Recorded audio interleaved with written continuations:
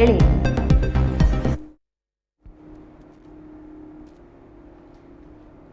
Women's premier league season 4ರ ಮೊದಲ ಪಂದ್ಯದಲ್ಲೇ ಬಲಿಷ್ಠ Mumbai Indians ತಂಡಕ್ಕೆ ಸೋಲುಣಿಸಿ ರಾಯಲ್ ಚಾಲೆಂಜರ್ಸ್ ಬೆಂಗಳೂರು ತಂಡ ಶುಭಾರಂಭ ಮಾಡಿದೆ.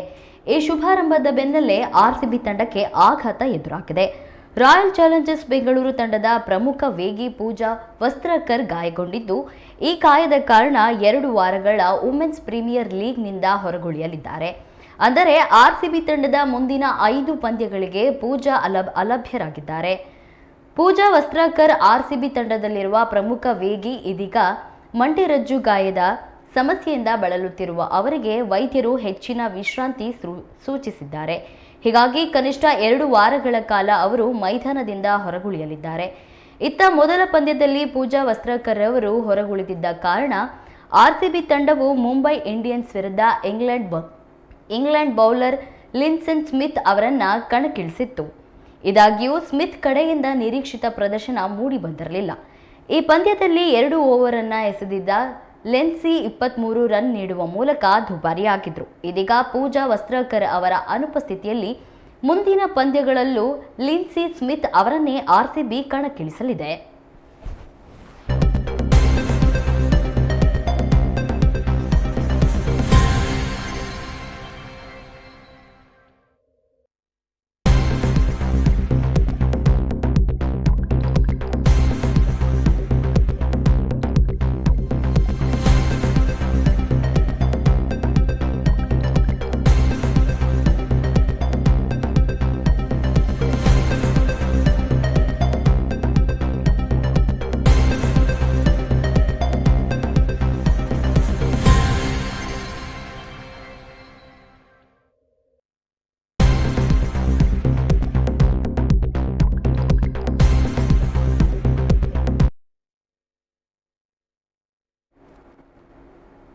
ಶಿವಮೊಗ್ಗ ಜಿಲ್ಲೆಯಲ್ಲಿ ಹೆಚ್ಚಾಗುತ್ತಿರುವ ಪೋಕ್ಸೋ ಪ್ರಕರಣಗಳ ವರದಿ ಬಗ್ಗೆ ಶಿಕ್ಷಣ ಸಚಿವ ಮಧು ಬಂಗಾರಪ್ಪ ಮಾತನಾಡಿದ್ದಾರೆ.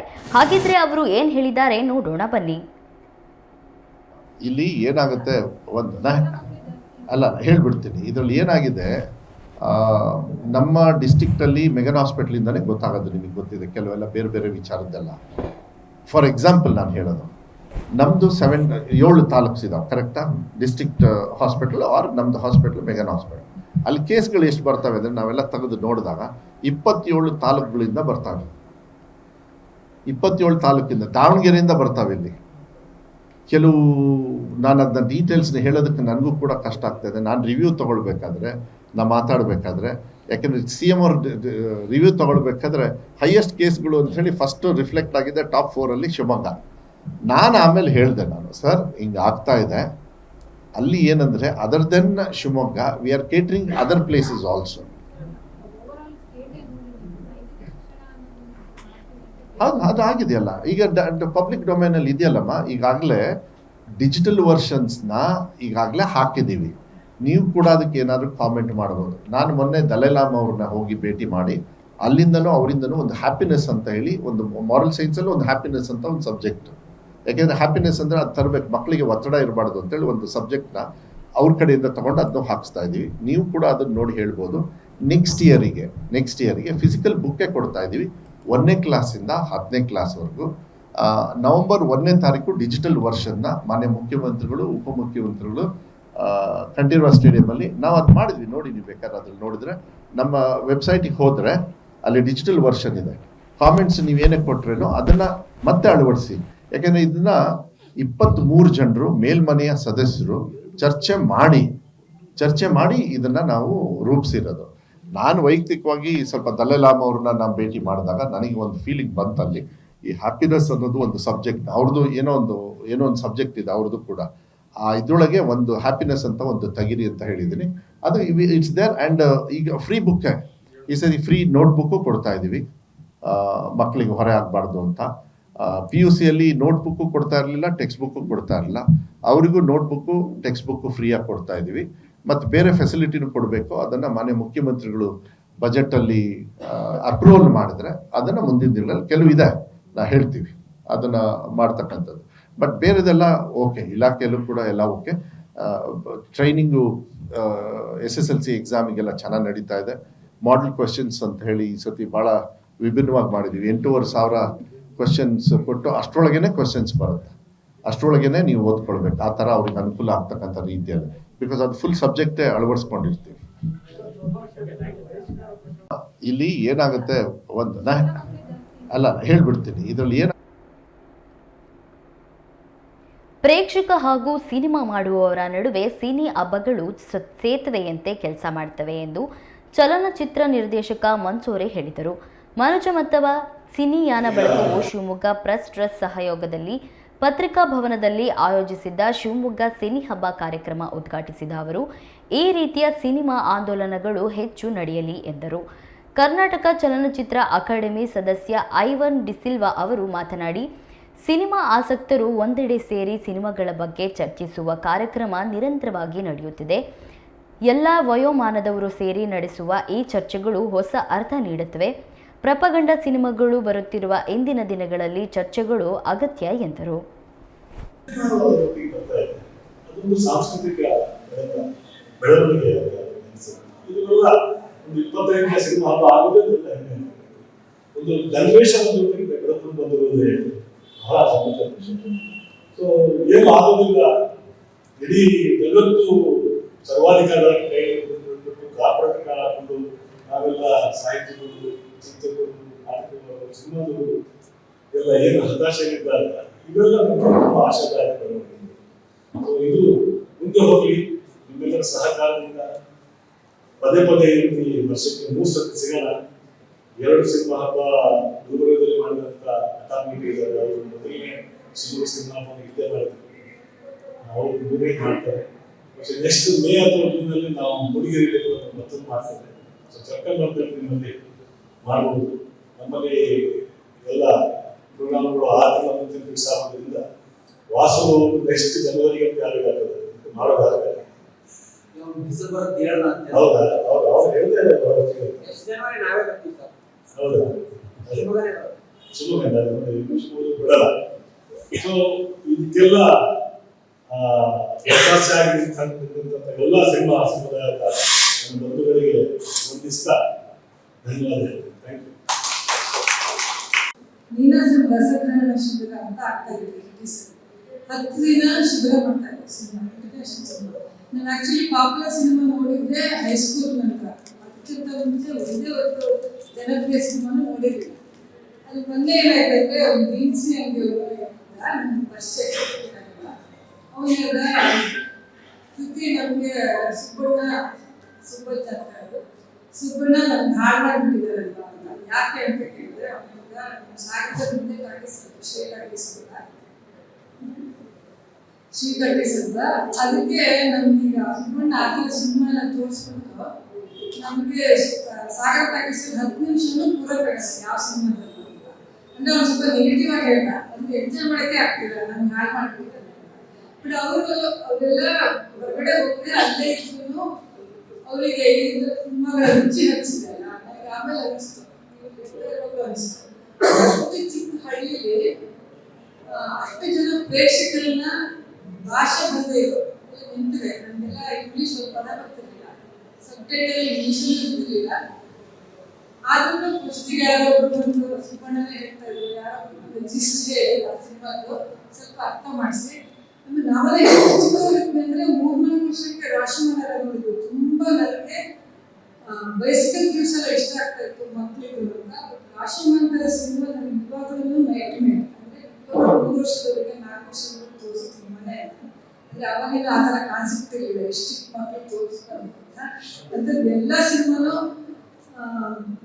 ನೋಡ್ಕೋತ ಬೆಳೆದಿರೋದು.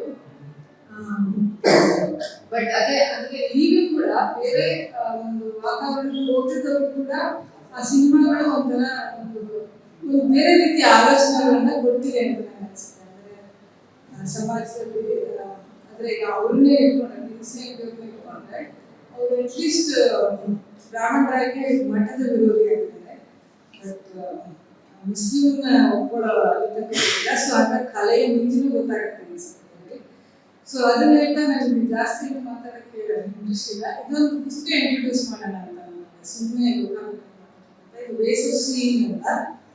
ಇದು 70ರಲ್ಲಿ ಜಾನ್ ಬರ್ಜರ್ ಅಂತ ಇವರು 70ರ ದಶಕದಲ್ಲಿ BBC ಸೀರಿಯಲ್ ಮಾಡಿದ್ರು ನೋಡುವ ಬಗೆಗಳು ಅಂತ ಹೇಳ್ಬೋದು ಅನ್ಸುತ್ತೆ ಪುಸ್ತಕ. ಸೊ ಅದಾದ್ಮೇಲೆ ಇದು ಹೊರಗೆ ಬಂತು. ಇದು ಎಷ್ಟು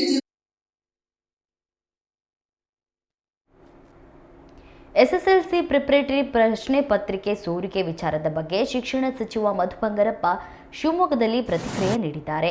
ಯಾವುದೇ ರೀತಿಯ ಪ್ರಶ್ನೆ ಪತ್ರಿಕೆ ಸೋರಿಕೆಯಾದರೂ ತಕ್ಷಣ ಕ್ರಮ ಕೈಗೊಳ್ತೇವೆ. ಆದರೆ ಸೋರಿಕೆ ಎನ್ನುವುದು ಸಮಯದ ಮೇಲೆ ಹೋಗುತ್ತೆ. ಒಂದು ವೇಳೆ ಶಿಕ್ಷಕರೇ ಸೋರಿಕೆ ಮಾಡಿದ್ರೆ ಅದಕ್ಕೂ ಒಂದು ಕೋಡ್ ಇಟ್ಟಿದ್ದೇವೆ ಎಂದು ಮಾಹಿತಿ ನೀಡಿದರು. ಅವಾಯ್ಡ್ ಮಾಡೋದೇ ಒಳ್ಳೇದು. ಯಾಕೆ ನೆಕ್ಸ್ಟ್ ಮುಂದೆ ಬರೋವರೆಗೂ ಏನೆಲ್ಲ ಕಠಿಣ ಕ್ರಮ ಈಗ ಒಂದ್ ಕಡೆ ಮೆಸೇಜ್ ಹೋದ್ರೆ ನೆಕ್ಸ್ಟ್ ಅದ್ರ ಬಗ್ಗೆ ಯೋಚನೆ ಮಾಡಲ್ಲ. ಯಾವುದೇ ತರದ ಪ್ರಶ್ನೆ ಪ್ರಿಪರೇಟರಿ ಅದನ್ನ ಮೊಬೈಲ್ ಅಲ್ಲಿರ್ತಕ್ಕಂಥ ಡಿಸ್ಟ್ರಿಕ್ಟ್ ಹೆಡ್ಸ್ಗೆ ಕಳಿಸ್ಕೊಡ್ತಾರೆ. ಅದು ಶಿವಮೊಗ್ಗ ಮತ್ತೆ ಗುಲ್ಬರ್ಗಾದಲ್ಲಿ ಪ್ರಿಪರೇಟರಿ ಫೈನಲ್ ಅಲ್ಲ, ನೀವು ತಿಳ್ಕೊಳ್ಳಿ, ಅದು ಕನ್ಫ್ಯೂಷನ್ ಆಗಬಾರ್ದು.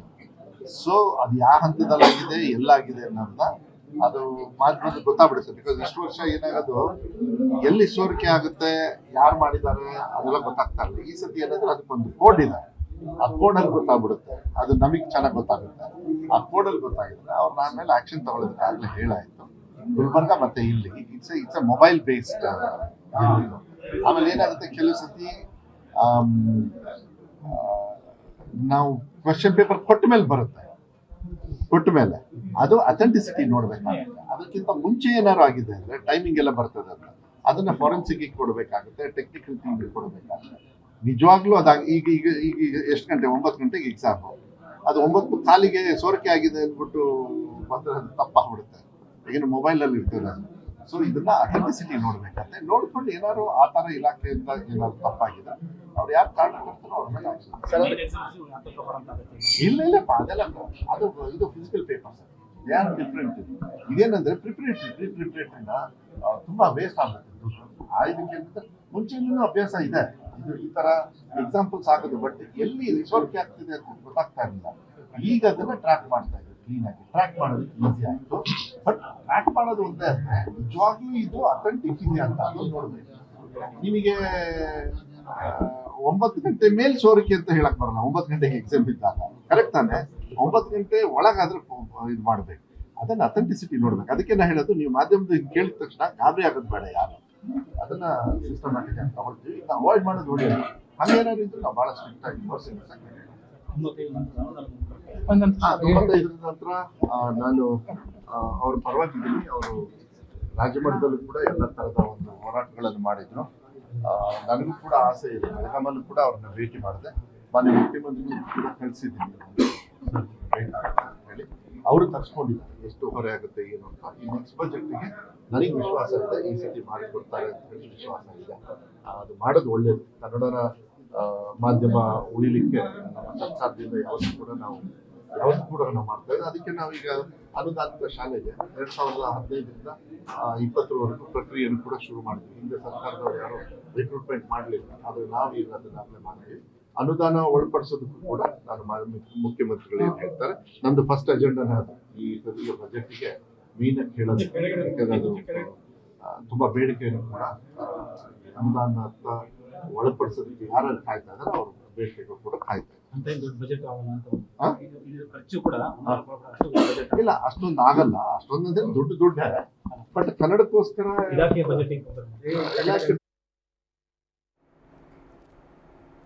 ತೀರ್ಥಹಳ್ಳಿ ತಾಲೂಕಿನ ಬೆಚ್ಚುವಳ್ಳಿಯ ಶ್ರೀ ಅಯ್ಯಪ್ಪ ಸ್ವಾಮಿ ಧಾರ್ಮಿಕ ದತ್ತಿ ವತಿಯಿಂದ ಜನವರಿ 14-15ರಂದು ಮಕರ ಸಂಕ್ರಾಂತಿ ಮಹೋತ್ಸವ ಕಾರ್ಯಕ್ರಮವನ್ನು ಆಯೋಜನೆ ಮಾಡಲಾಗಿದೆ.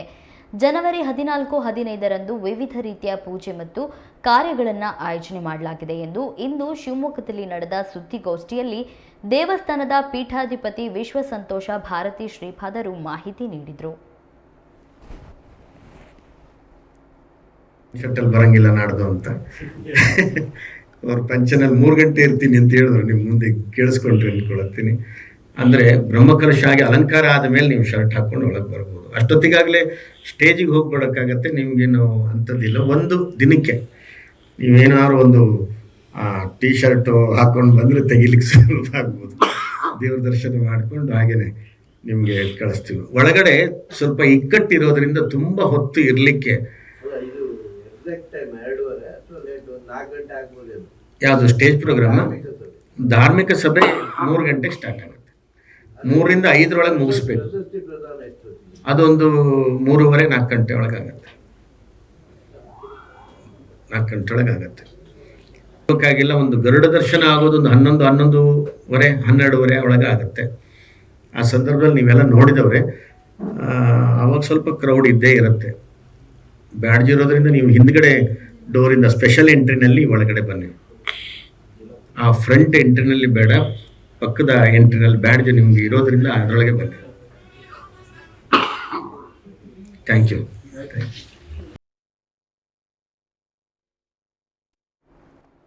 ಕೇಂದ್ರ ಸರ್ಕಾರ ನರೇಗಾ ಯೋಜನೆಯಲ್ಲಿ ಹೆಸರು ಬದಲಾಯಿಸಿ ವಿಬಿ ರಾಮ್ಜಿ ಬಿಲ್ ಎಂದು ನಾಮಕರಣ ಮಾಡಿದ್ದಕ್ಕೆ ಕೈ ಸರ್ಕಾರದ ಸಚಿವ ಮಧು ಬಂಗಾರಪ್ಪ ಅಸಮಾಧಾನ ವ್ಯಕ್ತಪಡಿಸಿದ್ದಾರೆ.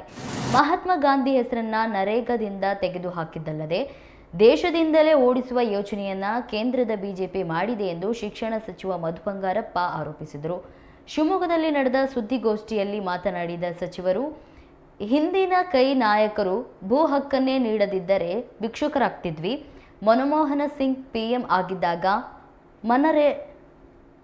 ಮನರೇಗಾದಿಂದ ಜಾರಿಗೊಳಿಸಲಾಗಿತ್ತು. ಬಡವರ ಪರವಾಗಿ ರೈಟ್ ಟು ಎಜುಕೇಷನ್, ಆಹಾರ ಭದ್ರತೆ, ಕೆಲಸದ ಗ್ಯಾರಂಟಿಯನ್ನ ಕಾಂಗ್ರೆಸ್ ನೀಡಿದೆ. ಕೆರೆ, ಕಾಲೋನಿ, ತೋಟ ಅಭಿವೃದ್ಧಿಯನ್ನ ಮಾಡಲಾಗಿದೆ. ಆದರೆ ಬಿಜೆಪಿ ಇದೆಲ್ಲದನ್ನು ನಾಶ ಮಾಡಲು ಹೊರಟಿದೆ ಎಂದು ದೂರಿದರು.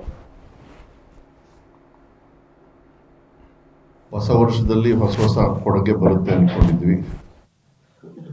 ಆದರೆ ಇಡೀ ರಾಜ್ಯದ, ವಿಶೇಷವಾಗಿ ಯಾರಿಗೆ ಕೆಲಸ ಕಾರ್ಯಗಳಲ್ಲಿ ನಿಮಗೆ 2 ಕೋಟಿ ಉದ್ಯೋಗ ಕೊಡ್ತೀವಿ, ಏನು ಸಹಕಾರ ಮಾಡ್ತೀವಿ, ಬಡವ್ರ ಪರವಾಗಿರ್ತೀವಿ, ಚೌಕಿದಾರ್ ಅಂತ ಹೇಳಿ ಕೊನೆಗೆ ಟೈಮ್ ಬಂದಿದೆ. ಮಹಾತ್ಮ ಗಾಂಧಿಯವ್ರ ಹೆಸರು ಹೇಳಿ ಮಹಾತ್ಮ ಗಾಂಧಿಯವ್ರನ್ನ ಈ ದೇಶದಿಂದ ಆಚೆ ಹಾಕ್ತಕ್ಕಂಥ ಒಂದು ಹುನ್ನಾರವನ್ನ, ಒಂದು ಕರಾಳವು, ನನಗನ್ಸುತ್ತೆ ಅದು 1ನೇ ತಾರೀಕೆ ಬಂತ ಏನು ಗೊತ್ತಿಲ್ಲ ನನಗೆ, ಯಾವಾಗ ಶುರು ಮಾಡಿದ್ರು. ಒಂದು ಕಾರ್ಯಕ್ರಮವನ್ನ ಇವತ್ತು ಕೇಂದ್ರ ಸರ್ಕಾರದ ಹಾಕೊಂಡಿದ್ದಾರೆ. ನಾನು ಇವತ್ತು ನನ್ನ ಏನು ಪ್ರೆಸ್ ಮೀಟಲ್ಲಿ ನಾನು ಅದಕ್ಕೆ ಮಾತ್ರ, ಅಂದರೆ ಮನ್ರೇಗಾ ಮತ್ತು ಅದೇನೋ ರಾಮ್ಜಿನೋ ಏನೋ ಮಾಡ್ಕೊಂಡಿದ್ದಾರಲ್ಲ, ಇದಕ್ಕೆ ಮಾತ್ರ ನಾನು ಸೀಮಿತವಾಗಿಡೋಕ್ಕೆ ತಮ್ಮಲ್ಲಿ ಮನವಿಯನ್ನು ಮಾಡಲಿಕ್ಕೆ ಇಷ್ಟಪಡ್ತೀನಿ. ಮತ್ತು ಬೇಕಾದ್ರೆ ಬೇರೆ ವಿಚಾರ ಬೇಕಾದ್ರೆ ನಾಳೆ ಇಲ್ಲ ನಾಡ್ದು ಯಾವಾಗಾದ್ರೂ ಸೇರ್ಕೊಳ್ಳೋಣ. ಯಾಕೆಂದರೆ ಇದು ಬಹಳ ಮುಖ್ಯವಾಗಿರ್ತಕ್ಕಂಥ ಒಂದು ಅಂಶ. ಇಡೀ ರಾಜ್ಯದಲ್ಲಿ ಬಡವರಿಗೆ ಉದ್ಯೋಗವನ್ನು ಕೊಡ್ತಕ್ಕಂಥ, ಯಾಕೆಂದರೆ ನಾವು ಸ್ವಲ್ಪ ಹಿಸ್ಟ್ರಿ ಹೋಗ್ಬೇಕಾಗುತ್ತೆ. ನೀವು 30-40 ವರ್ಷದಿಂದನೂ ಕೂಡ ಜನರು ಸ್ವಾಭಾವಿಕವಾಗಿ ಕೂಲಿ ಕಾರ್ಮಿಕರೇ ನಮ್ಮ ದೇಶದಲ್ಲಿ, ನಮ್ಮ ರಾಜ್ಯದಲ್ಲಿ ವಿಶೇಷವಾಗಿ ಜಾಸ್ತಿ. ಕಾರ್ಯಕ್ರಮಗಳನ್ನು ಕೊಡಬೇಕಾದ್ರೆ ಭೂ ಹಕ್ಕನ್ನು ಕೊಟ್ಟರು ಕಾಂಗ್ರೆಸ್ ಪಕ್ಷದವರು, ದೇವರಾಜ್ ಅವರು ಇರಬೇಕಾದ್ರೆ. ಅದಾದಮೇಲೆ ಬಂಗಾರಪ್ಪಾಜಿಯವರು ಇರಬೇಕಾದ್ರೂ ಕೂಡ ಭೂ ಹಕ್ಕದ ಜೊತೆಗೆ ಫ್ರೀ ಕರೆಂಟನ್ನು ಕೊಟ್ಟರು ರೈತರಿಗೆ. ಯಾಕೆಂದರೆ ದುಡಿತಕ್ಕಂಥ ಕೈಗೆ ಬರೀ ಒಂದು ಜಮೀನಲ್ಲಿ ಒಂದು ಹೊತ್ತಲ್ಲ, ಇಲ್ಲಾಂದ್ರೆ ಬರೀ ಮಳೆಯಿಂದನೇ ಬೆಳೆ ಬರ್ತಕ್ಕಂಥ ಒಂದು ವ್ಯವಸ್ಥೆ ಅಲ್ಲದೇನೂ ಕೂಡ ಬೇರೆ ಸಂದರ್ಭದಲ್ಲೂ ಕೂಡ ದುಡಿತಕ್ಕಂಥ ಕೈಗೆ. ಯಾಕೆಂದರೆ ನಾವು ಸ್ವಲ್ಪ ಒಂದು ತೀರ್ಮಾನ ಮಾಡಬೇಕಾಗುತ್ತೆ. ಎಲ್ಲಾದರೂ ನಮಗೆ ಕೂಲಿ ಮಾಡೋಕ್ಕೆ ನಮಗೆ ಕೆಲಸ ಇಲ್ಲ ಅಂತ ಹೇಳಿದ್ರೆ ಮನುಷ್ಯನು ಬದುಕಕ್ಕಾಗ್ತದ ಅಂತ ಹೇಳಿ ನಾವು ಯೋಚನೆ ಮಾಡಬೇಕಾಗುತ್ತೆ. ಇದು ಯೋಚನೆ ಮಾಡಲಿಲ್ಲ ಅಂದರೆ ತಪ್ಪಾಗುತ್ತೆ. ನಾವು ಎಷ್ಟು ವರ್ಷದಿಂದ ಹೆಂಗೆ ಬಂದಿದ್ದೀವಿ, ಎಲ್ಲಿಂದ ಬಂದಿದ್ದೀವಿ ಅನ್ನೋದು ಬಹಳ ಮುಖ್ಯ ಆಗುತ್ತೆ. ಈ ಭೂ ಹಕ್ಕನ್ನು ಕೊಟ್ಟಿಲ್ಲ ಅನ್ಕೊಂಬಿಡೋಣ. ಜನರು ಏನು ಮಾಡ್ತಾ ಇದ್ರು? ಉದ್ಯೋಗ ಸೃಷ್ಟಿ ಆಗ್ತಿತ್ತ? ಇಲ್ಲ ದುಡಿತಕ್ಕಂಥ ಕೈಗೆ ಕೆಲಸಗಳು ಸಿಗ್ತಾ ಇದ್ವಾ? ಭೂ ಹಕ್ಕೆ ಇಲ್ಲ ಅಂದ್ರೆ ಕೆಲಸನೇ ಇಲ್ಲ.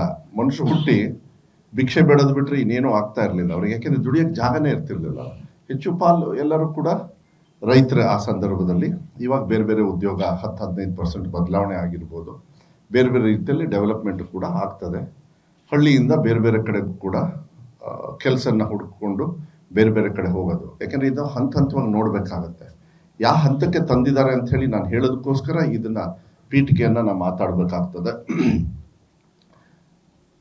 ಸನ್ಮಾನ್ಯ ಮನಮೋಹನ್ ಸಿಂಗ್ ಅವರು ಇದ್ದಾಗಲೂ ಕೂಡ, ಅದಾದಮೇಲೆ ಅಫ್ಕೋರ್ಸ್ ಸಿದ್ದರಾಮಯ್ಯ ಸಾಹೇಬರು ಏನು ದೇವರಾಜ್ ಅರಸ್ ಅವರ ಒಂದು ಸಮಕಾಲಿನಲ್ಲಿ ಇವತ್ತು ಸಮಾನತೆಯಲ್ಲಿ ಅವರು ಮುಖ್ಯಮಂತ್ರಿಗಳಾಗಿ ಮತ್ತೆ ಈ ರಾಜ್ಯವನ್ನು ಸೇವೆಯನ್ನು ಸಲ್ಲಿಸ್ತಕ್ಕಂಥ ಮತ್ತು ಅವ್ರದ್ದೇ ಆಗಿರ್ತಕ್ಕಂಥ ಗ್ಯಾರಂಟಿಗಳನ್ನು ಬರೀ ಬಾಯಲ್ಲಿ ಹೇಳಲಿಲ್ಲ, ಭಾಷಣದೊಳಗೆ ಹೇಳಲಿಲ್ಲ, ಅದನ್ನು ಅನುಷ್ಠಾನ ಮಾಡಿದ್ವಿ ನಾವು. ಯಾವುದೇ ಕಾರ್ಯಕ್ರಮ ನಾವು ಪ್ರಣಾಳಿಕೆಯಲ್ಲಿ ಇರ್ಬೋದು, ಪ್ರಣಾಳಿಕೆಯಲ್ಲಿ ಹೇಳಿದೇನೂ ಕೂಡ ಕೆಲವು ಸತಿ ವಿಚಾರಗಳು ಬಂದಾಗ ನಾವು ಸ್ವಾಭಾವಿಕವಾಗಿ ಅದನ್ನ ಅನುಷ್ಠಾನ ಮಾಡ್ತೀವಿ. ಅದು ಅನುಷ್ಠಾನ ಆಗೋದ್ರಲ್ಲಿ ಏನಾದ್ರು ತಪ್ಪಿದ್ರು ಕೂಡ ಅದನ್ನ ಮತ್ತೆ ಯಾವ ರೀತಿ ಇನ್ನೂ ಚೆನ್ನಾಗಿ ಮಾಡಬೇಕು ಅಂತ ಹೇಳಿ ಅದನ್ನು ಯಾವತ್ತೂ ಕೂಡ ಮಾಡ್ಕೊಂಡು ಬಂದಿದ್ದೀವಿ. ಅದನ್ನು ಹಿಂದಿನೂ ಕೂಡ ಯಾವುದೇ ಕಾಂಗ್ರೆಸ್ ಪಕ್ಷದ ಕಾರ್ಯಕ್ರಮ ಇದ್ರೂ ಕೂಡ ಅದನ್ನು ಅನುಷ್ಠಾನ ಬಡವರ ಪರವಾಗಿ ಕಾರ್ಯಕ್ರಮನ ಕೊಡ್ತಾರೆ. ರೈಟ್ ಟು ಎಜುಕೇಷನ್ ಆ್ಯಕ್ಟ್ ತಗೊಳ್ಳಿ, ಕಾಂಗ್ರೆಸ್ ಪಕ್ಷದವ್ರು ಮಾಡಿದ್ದಾರೆ. ಫುಡ್ ರೈಟ್ಸ್ ತಗೊಳ್ಳಿ, ಕಾಂಗ್ರೆಸ್ ಪಕ್ಷದವರು. ಇದು ಫುಡ್ ರೈಟ್ಸು ಮತ್ತು ಅದೇ ರೀತಿ ಜಾಬ್, ಕಾಂಗ್ರೆಸ್ ಪಕ್ಷದವರು ಪ್ರಣಾಳಿಕೆಯಲ್ಲಿ ಹೇಳಿರಲಿಲ್ಲ ನಾವು ಜಾಬ್ ಕೊಡ್ತೀವಿ ಅಂತ ಹೇಳಿ. ಆದರೆ ಬಡವರ ಒಂದು ಸ್ಥಿತಿಯನ್ನು ನೋಡಿ ಅವರಿಗೆ 100 ದಿವಸನೋ ಇಲ್ಲ ಬರಗಾಲ ಸಂದರ್ಭದಲ್ಲಿ 125ರಿಂದ 150 ದಿವಸನೋ ದುಡಿತಕ್ಕಂಥ ಕೈಗೆ, ಅವ್ರ ಹೊಟ್ಟೆಪಾಡಿಗೆ, ಅವ್ರ ಜೀವನಕ್ಕೆ ವಿಶ್ವಾಸ, ಅವ್ರ ಕುಟುಂಬಕ್ಕೆ ವಿಶ್ವಾಸ ಕೊಡ್ತಕ್ಕಂಥ ವ್ಯವಸ್ಥೆ. ಆ ಸಂದರ್ಭದಲ್ಲಿ ಗ್ರಾಮಾಂತರ ಭಾಗದಲ್ಲಿ ಪ್ರಾಪರ್ಟಿ ಡೆವಲಪ್ಮೆಂಟ್ ಮಾಡಬೇಕು. ಕೆರೆಗಳಿರ್ಬೋದು, ಕಾಲುವೆಗಳಿರ್ಬೋದು, ನಮ್ಮ ತೋಟಗಳನ್ನು ಡೆವಲಪ್ ಮಾಡ್ತಕ್ಕಂಥದ್ದಿರಲಿ, ಗ್ರಾಮ ಪಂಚಾಯಿತಿ ಮಟ್ಟದ ಒಂದು ಇತಿಮಿತಿಯಲ್ಲಿ ಏನೇನು ಅವರಿಗೆ ಕೆಲಸ ಕಾರ್ಯಗಳನ್ನು ಕೊಡಬೇಕು ಅಂತ ಹೇಳಿ ಮಾಡ್ತಾರೆ. ಅದನ್ನು ಯಾವುದೇ ಥರದ ರಿಸ್ಟ್ರಿಕ್ಷನ್ಸ್ನ ಸಿಕ್ಕಾಪಟ್ಟೆ ಹಾಕದೆ ಎಲ್ಲ ಮಾಡ್ಕೊಂಡು ಬಂದಿರ್ತಕ್ಕಂಥದ್ದು. ಇವತ್ತು ಯಾರು ಈ ದೇಶವನ್ನು ನಾವು 2 ಕೋಟಿ ಜನರಿಗೆ ಉದ್ಯೋಗವನ್ನು ಕೊಡ್ತೀವಿ, ವರ್ಷ ಸ್ವಿಸ್ ಬ್ಯಾಂಕಿಂದ ದುಡ್ಡು ತರ್ತೀವಿ, ಎಲ್ಲರೂ ಕೂಡ ಕೆಲಸ ಕಾರ್ಯಗಳನ್ನು ಕೊಡ್ತೀವಿ ಅಂತ ಹೇಳಿ ವಿಶ್ವಾಸದಿಂದ ಇವತ್ತು ಮತವನ್ನು ಹಾಕಿಸ್ಕೊಂಡು 3ನೇ ಟರ್ಮು ಮಹಾತ್ಮ ಗಾಂಧಿಯವರ ಹೆಸರಲ್ಲಿ, ಅಂಬೇಡ್ಕರ್ ಅವರ ಹೆಸರಲ್ಲಿ ಒಂದು ಕಡೆಗೆ ಟ್ರೈ ಮಾಡಿದರು. ನಾವು ಬಂದಿರೋದೇ ಸಂವಿಧಾನ ಬದಲಾವಣೆ ಮಾಡೋಕ್ಕೆ ಅಂತ ಹೇಳಿ. ಅದಾಗಲಿಲ್ಲ ಅವ್ರಿಗೆ. ಯಾಕೆಂದರೆ ಈ ದೇಶದಲ್ಲಿ ಸಂವಿಧಾನ ಬದಲಾವಣೆ ಮಾಡೋದಕ್ಕೆ ಅಧಿಕಾರ ಏನಾದ್ರು ಇದ್ದರೆ, ಯಾರು ಸಂವಿಧಾನವನ್ನು ಸಾಮಾನ್ಯ ಜನರಿಗೆ ಕೊಟ್ಟಿದ್ದಾರೆ ಅವ್ರು ತೀರ್ಮಾನ ಮಾಡಬೇಕಾಗ್ತದೆ. ಇಂಡಿವಿಜುವಲ್ ಆಗಿ ಯಾರು ಪ್ರೈಮ್ ಮಿನಿಸ್ಟರ್ ಆಗಲಿ ಯಾವುದೋ ಪಕ್ಷದವ್ರು ತೀರ್ಮಾನ ಮಾಡೋಕ್ಕಾಗಲ್ಲ. ನಮ್ಮ ದೇಶದೊಳಗೆ ಜನರು ತೀರ್ಮಾನ ಮಾಡ್ತಾರೆ. ಅದನ್ನು ಜನರಲ್ಲಿ ಯಾವತ್ತೂ ಕೂಡ ನಾವು ಸಂವಿಧಾನ ಬದಲಾವಣೆ ಮಾಡಬೇಕಂತ ಯಾರು ಕೂಡ ಈ ದೇಶದಲ್ಲಿ ಹೇಳಿಲ್ಲ. ಆದರೆ ಪಕ್ಷದವ್ರು ಹೇಳ್ಕೊಂಡು ಓಡಾಡಿದರು. ಅವ್ರಿಗೆ ಆಗಲಿಲ್ಲ. ಅವ್ರಿಗೆ ಆ ಸೂಕ್ಷ್ಮತೆ ಅರ್ಥ ಆಯಿತು. ಜೀವನ ನಡೆಸೋದಕ್ಕೂ ಕೂಡ ಕಷ್ಟ ಆಗ್ತಕ್ಕಂಥವ್ರಿಗೆ ಎಷ್ಟು ಅನುಕೂಲ ಆಗಿರ್ಬೋದು ಅವತ್ತು ಅಂತ ಹೇಳಿ ಯೋಚನೆ ಮಾಡಿ. ಇವತ್ತು ಇವರು ಅಲ್ರಿ, ನಾನು ನೋಡಿದೆ ಕೆಲವರು ಮಾಧ್ಯಮದಲ್ಲಿ ಏನೋ ರಾಮನ್ ಭಕ್ತರಂತೆ. ಮಹಾತ್ಮ ಗಾಂಧಿಯವರು ಹೃದಯದಲ್ಲಿ ರಾಮ ಇದ್ದಂತೆ. ನಮ್ಮ ಹೃದಯದಲ್ಲಿ ಯಾರಿದ್ದಾರೆ? ಹಾಗಾದ್ರೆ ಇವ್ರ ಹೃದಯದಲ್ಲಿ ಯಾರಿದ್ದಾರೆ? ಮಹಾತ್ಮ ಗಾಂಧಿಯವರು ಕೊನೆ ಉಸಿರು ಅವ್ರು ಏನು ಗೋಡ್ಸೆ ಹೊಡೆದ, ಅವ್ರು ಹೇಳಿದ್ದೇನು? ಆ ಹೇ ರಾಮ್ ಅಂತ ಹೇಳೋರನ್ನ ಹೆಸರನ್ನೇ ಇವ್ರು ತೆಗೆದ್ರಲ್ಲ, ಇವ್ರು ಎಂಥ ದುಷ್ಟ ಇರ್ಬೋದು ಹೇಳ್ರಿ ನೋಡೋಣ. ಇವರಿಗೆ ದೇಶಭಕ್ತರು. ಬೆಂಗಳೂರು ಪೊಲೀಸ್ ವಿಭಾಗದ ಡಿಟೆಕ್ಟಿವ್ ಡಾಗ್ ಜಿನ್ನಿ ಇದೀಗ ತನ್ನ ಅಸಾಧಾರಣ ಪತ್ತೆದಾರಿ ಸಾಮರ್ಥ್ಯದಿಂದ ಎಲ್ಲರ ಮೆಚ್ಚುಗೆಗೆ ಪಾತ್ರವಾಗಿದೆ. ಬರೋಬ್ಬರಿ 15ಕ್ಕೂ ಹೆಚ್ಚು ಪ್ರಕರಣಗಳನ್ನು ಯಶಸ್ವಿಯಾಗಿ ಪತ್ತೆ ಹಚ್ಚಿರುವ ಜಿನ್ನಿ ವಿಶೇಷವಾಗಿ ಕೊಲೆ ಪ್ರಕರಣಗಳನ್ನು ಭೇದಿಸುವಲ್ಲಿ ಪೊಲೀಸ್ ಇಲಾಖೆಯ ಕಿಂಗ್ ಆಗಿ ಗುರುತಿಸಿಕೊಂಡಿದೆ. ಕಳೆದ 5 ವರ್ಷಗಳಿಂದ ಬೆಂಗಳೂರು ಪೊಲೀಸ್ ಪಡೆಯಲ್ಲಿ ಸೇವೆ ಸಲ್ಲಿಸುತ್ತಿರುವ ಜಿನ್ನಿ ಕಳೆದ ಸುಮಾರು 1 ವರ್ಷದಿಂದ ಪತ್ತೆದಾರಿ ಕಾರ್ಯಗಳಲ್ಲಿ ಸಕ್ರಿಯವಾಗಿ ಭಾಗವಹಿಸುತ್ತಿದೆ. ಸಂಕೀರ್ಣ ಪ್ರಕರಣಗಳನ್ನು ಸುಲಭವಾಗಿ ಬಗೆಹರಿಸುವ ಜಿನ್ನಿಯ ಚುರುಕು ಕಾರ್ಯಕ್ಷಮತೆ ಪೊಲೀಸ್ ಅಧಿಕಾರಿಗಳನ್ನು ಅಚ್ಚರಿಗೊಳಿಸಿದೆ. ಇತ್ತೀಚೆಗೆ ಕೋಣನಗುಂಟೆ ಪೊಲೀಸ್ ಠಾಣಾ ವ್ಯಾಪ್ತಿಯಲ್ಲಿ ನಡೆದಿದ್ದ ಕೊಲೆ ಪ್ರಕರಣದಲ್ಲಿ ಜಿನ್ನಿಯ ಪಾತ್ರ ನಿರ್ಣಾಯಕವಾಗಿತ್ತು. ಕನಕಪುರ ರಸ್ತೆಯ ಮೆಟ್ರೋ ಪಿಲ್ಲರ್ ಸಂಖ್ಯೆ 113ರ ಪಕ್ಕದಲ್ಲಿ ಸುಮಾರು 50 ವರ್ಷದ ವ್ಯಕ್ತಿಯ ಶವ ಪತ್ತೆಯಾಗಿತ್ತು. ಯಾರೋ ಕಲ್ಲಿನಿಂದ ಹೊಡೆದು ವ್ಯಕ್ತಿಯನ್ನು ಕೊಲೆ ಮಾಡಿದ್ದರಿಂದ ಆರೋಪಿಯನ್ನ ಪತ್ತೆ ಹಚ್ಚುವುದು ಪೊಲೀಸರಿಗೆ ದೊಡ್ಡ ಸವಾಲಾಗಿತ್ತು. ಈ ವೇಳೆ ಪತ್ತೆದಾರಿ ಕಾರ್ಯಕ್ಕೆ ಇಳಿದ ಜಿನ್ನಿ ನೇರವಾಗಿ ಆರೋಪಿ ಮಲಗಿದ್ದ ಸ್ಥಳಕ್ಕೆ ಪೊಲೀಸರನ್ನ ಕರೆದೊಯ್ದಿತ್ತು. ಜಿನ್ನಿಯ ಸುಳಿವುಗಳ ಆಧಾರದಲ್ಲಿ ಕೊನೆಗೆ ಆರೋಪಿಯನ್ನ ಬಂಧಿಸಲು ಪೊಲೀಸರು ಯಶಸ್ವಿಯಾಗಿದ್ದರು. ಈ ಸಾಧನೆಗೆ ಬೆಂಗಳೂರು ಪೊಲೀಸ್ ಆಯುಕ್ತರು ಜಿನ್ನಿಗೆ ವಿಶೇಷ ಅಭಿನಂದನೆ ಸಲ್ಲಿಸಿದ್ದಾರೆ. ಇದಲ್ಲದೆ ಕೆಲ ತಿಂಗಳ ಹಿಂದೆ ಜ್ಞಾನಭಾರತಿ ಪೊಲೀಸ್ ಠಾಣಾ ವ್ಯಾಪ್ತಿಯಲ್ಲಿ ಕಳ್ಳತನವಾಗಿದ್ದ ಮಗು ಪ್ರಕರಣದಲ್ಲಿಯೂ ಜಿನ್ನಿ ಮಹತ್ವದ ಪಾತ್ರ ವಹಿಸಿತ್ತು. ಪತ್ತೆದಾರಿ ಶ್ವಾನ ಜಿನ್ನಿಯ ನೆರವಿನಿಂದ ಮಗು ಸುರಕ್ಷಿತವಾಗಿ ಪತ್ತೆಯಾಗಿದ್ದು ಸಾರ್ವಜನಿಕರಲ್ಲಿ ಪೊಲೀಸ್ ಇಲಾಖೆಯ ಮೇಲೆ ನಂಬಿಕೆ ಮತ್ತಷ್ಟು ಹೆಚ್ಚಾಗುವಂತೆ ಮಾಡಿತು.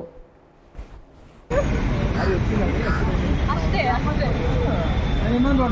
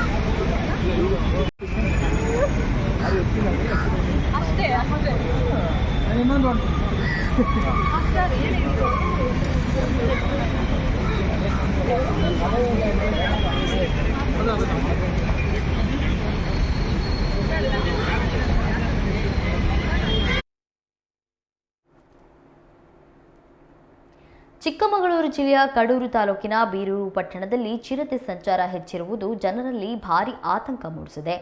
ರಾತ್ರಿ ಸಮಯದಲ್ಲಿ ಪಟ್ಟಣದ ಇಂಡಸ್ಟ್ರಿಯಲ್ ಏರಿಯಾ, ಅಮೃತ ಮಹಲ್ ಸುತ್ತಮುತ್ತ ಹಾಗೂ ಮನೆಗಳ ಬಳಿ ಓಡಾಡುತ್ತಿರುವ ಚಿರತೆ ದೃಶ್ಯಗಳು ಕಂಡುಬಂದಿವೆ. ಕಾಂಪೌಂಡ್ ಒಳಗಿದ್ದ ನಾಯಿಗಳನ್ನು ಬೇಟೆಯಾಡಲು ಚಿರತೆ ಹೊಂಚು ಹಾಕಿ ಕುಳಿತಿರುವುದು ಸಿಸಿ ಕ್ಯಾಮೆರಾದಲ್ಲಿ ಸ್ಪಷ್ಟವಾಗಿ ಸೆರೆಯಾಗಿದೆ. ಜನವಸತಿ ಪ್ರದೇಶದಲ್ಲೇ ಚಿರತೆ ಸಂಚಾರ ಹೆಚ್ಚಿರುವುದರಿಂದ ನಿವಾಸಿಗಳು ಭಯಭೀತರಾಗಿದ್ದಾರೆ. ಈ ಘಟನೆ ಬೀರೂರು ಅರಣ್ಯ ಇಲಾಖೆಯ ವ್ಯಾಪ್ತಿಯಲ್ಲಿ ನಡೆದಿದ್ದು, ಸ್ಥಳಕ್ಕೆ ಅರಣ್ಯ ಇಲಾಖೆ ಸಿಬ್ಬಂದಿ ಭೇಟಿ ನೀಡಿ ಪರಿಶೀಲನೆ ನಡೆಸಿದ್ದಾರೆ. ಚಿರತೆಯನ್ನು ಹಿಡಿಯಲು ಅಗತ್ಯ ಕ್ರಮ ಕೈಗೊಳ್ಳುವಂತೆ ಸಾರ್ವಜನಿಕರು ಆಗ್ರಹಿಸಿದ್ದಾರೆ.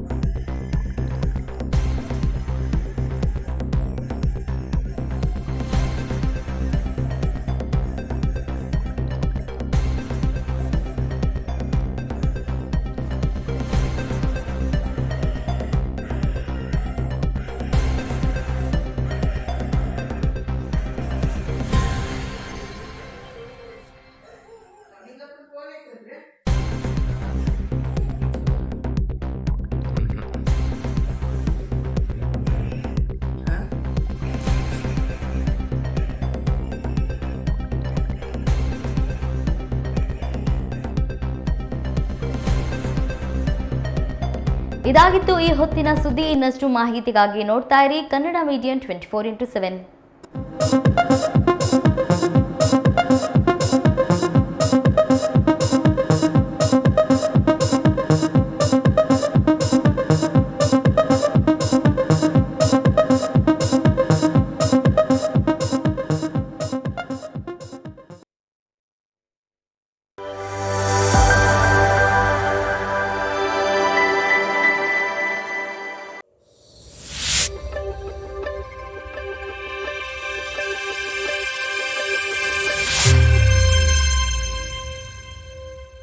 ನಿಮ್ಮೂರಿನಲ್ಲಿ ಸಮಸ್ಯೆಗಳು ಇವೆಯಾ?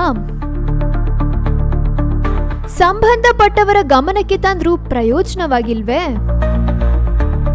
ಹಾಗಾದ್ರೆ ನೀವು ಮಾಡಬೇಕಾಗಿರೋ ಕೆಲಸ ಇಷ್ಟೇ. ನಿಮ್ಮೂರಿನ ಸಮಸ್ಯೆ ಕುರಿತು ವಿಡಿಯೋ ಮಾಡಿ ಸ್ವಲ್ಪ ಮಾಹಿತಿ ನೀಡಿ. ಆ ವಿಡಿಯೋವನ್ನ ಈ ನಂಬರ್ಗೆ ಕಳುಹಿಸಿಕೊಡಿ. 9900218866. ನಿಮ್ಮ ಸಮಸ್ಯೆಗೆ ನಾವು ಧ್ವನಿಯಾಗುತ್ತೇವೆ. ವಾಟ್ಸಪ್ ವರದಿಗಾರ.